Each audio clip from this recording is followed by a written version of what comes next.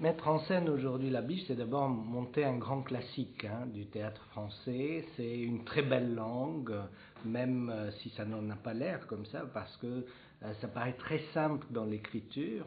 Et en fait, c'est composé exactement comme de la musique. C'est un papier à musique.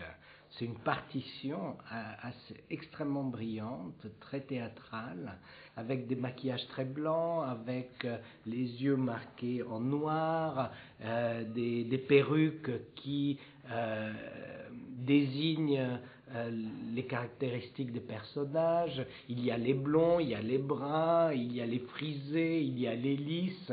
Voilà, c'est un peu comme dans les dessins de Daumier, qui étaient les dessins satiriques de l'époque de La Biche, mais transposés à notre époque, et même sur un plan d'une certaine manière futuriste, puisque le commissariat de police, il y aura des masques à gaz. Puis travailler sur une espèce de biomécanique. La sœur de Chambourcy et sa fille Blanche, qui ont des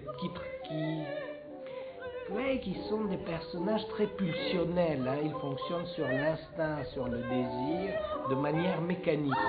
Et c'est ça qui les piège, justement. Magnès, soyons calmes.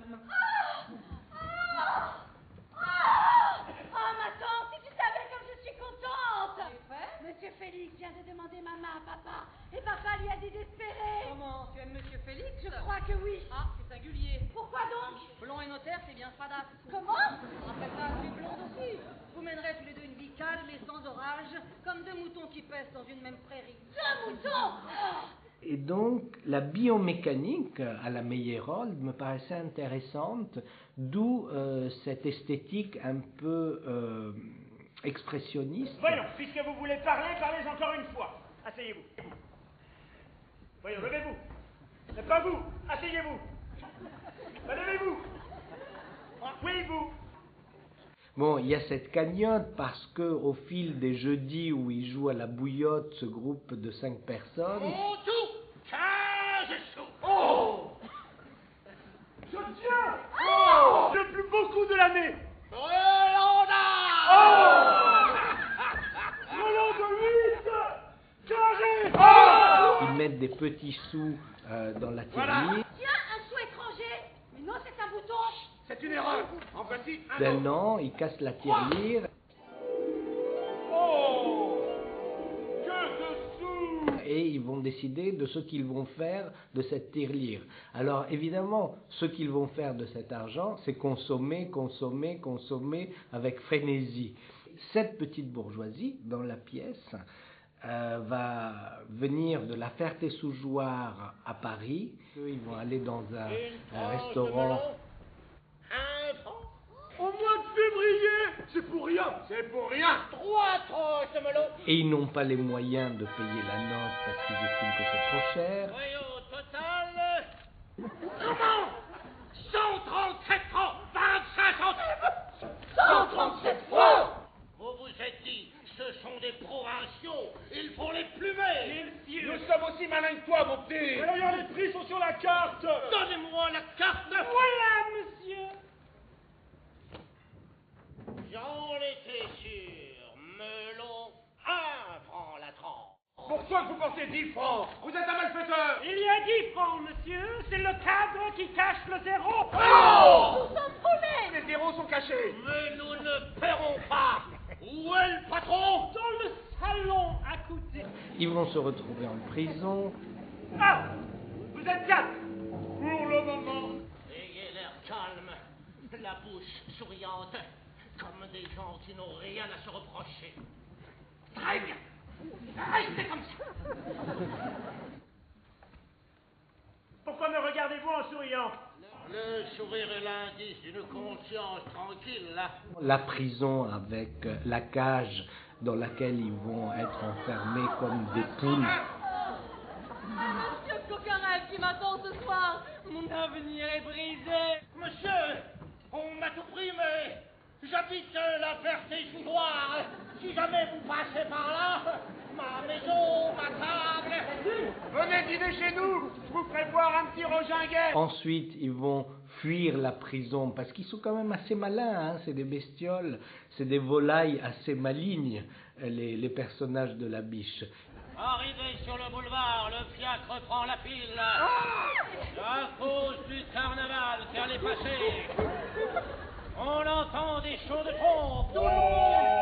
Crie, la voilà, la voilà. C'est toujours sur son siège. Regarde à droite. Je mets le nez à la portière de gauche et j'aperçois 4 Pierrots qui faisaient des signes au cocher pour lui demander s'il était libre. Je leur fais oui de la tête. Le fiacre allait au pas. J'ouvre doucement la portière. Nous descendons. Les 4 Pierrots montent à notre place. Et nous nous perdons dans la foule. Pendant que le fiacre reconduit les 4 Pierrots au dépôt. Le gardien, voyez-vous un peu le nez du gardien? Vous comprenez maintenant? Pas un mot. Ils vont aller dans une maison de rencontre parce que, évidemment, ils ont aussi des pulsions sentimentales et sexuelles. Et dans cette maison de rencontre, ils vont se rencontrer entre eux, donc ils vont être très déçus. Je suis convaincu que ça ne servira à rien. Elle est trop mûre. Voilà! On m'annonce à l'instant votre arrivée. Théophile Chambourcy. Enchanté, la maman. Ou donc la jeune personne. Qui ça? La belle Léonida. C'est moi. Ah! La Bertie. C'est une belle femme. Je vous laisse. Soyez éloquent.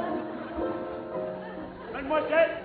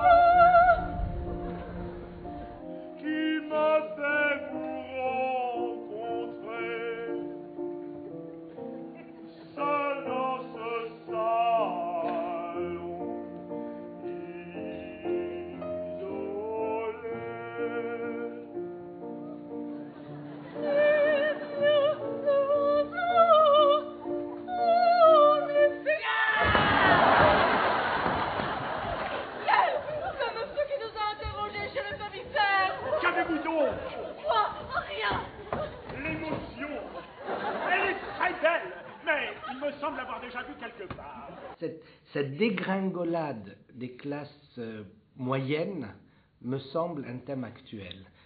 Personne n'est à l'abri de la pauvreté alors qu'il se croit à l'abri à cause de tous les remparts qu'a mis la société pendant un siècle, pendant tout le XXe siècle, à cause des luttes sociales. Et puis tout d'un coup, ces gens se retrouvent à la rue. Personne. Je puis me hasarder. Oh, quel voyage, mon Dieu! Mais quel voyage! Je suis là de dormir dans les démolitions, de dîner avec des brioches et de ne pas déjeuner du tout! Il n'y a rien d'autre qui puisse les sauver que l'argent, puisque la seule valeur qu'ils reconnaissent, socialement, moralement, individuellement, la seule réussite possible pour eux, c'est l'argent. 10 sous, là, dans la poche de mon gilet! Qu'est-ce que je vous disais? La Providence! Et donc tout, effectivement, se ramène à l'argent. Ils ne peuvent être sauvés que par l'argent. Avez-vous de l'argent? Ah, monsieur! Avez-vous de l'argent? Oui! Il en a! Payez, c'est drôle. 3 francs 50 à cet homme. Je ne comprends pas, mais je paye! Et ils vont repartir de Paris aussi bêtes et aussi imbus de leurs préjugés qu'ils ne l'étaient au départ.